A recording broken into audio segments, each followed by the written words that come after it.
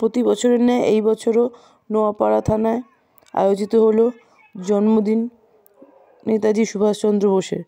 উপস্থিত ছিলেন সিপি অলোক রাজোরিয়া, সাথে আরও বিশিষ্ট ব্যক্তিরা। মঞ্চে আমি আমন্ত্রণ জানাচ্ছি রেসপেক্টেড এসিপি জগদ্দল, ব্যারাকপুর পুলিশ কমিশনার শ্রী অভিষেক বলিয়া WBPS মহাশয়।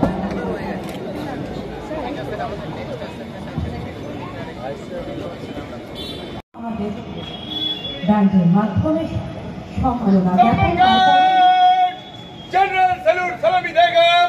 जनरल सैल्यूट सलामी।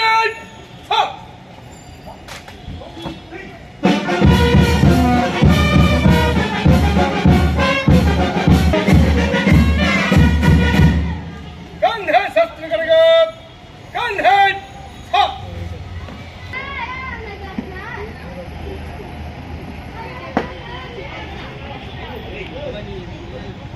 श्रीमान नौपाड़ा पीएस सम्मान गार्ड का नफरी, एक सब इंस्पेक्टर और जवान बाजा दल के साथ आपके सामने निरीक्षण के लिए हाजिर है। श्रीमान बहुत अच्छा कमांड, विसर्जन कराइए।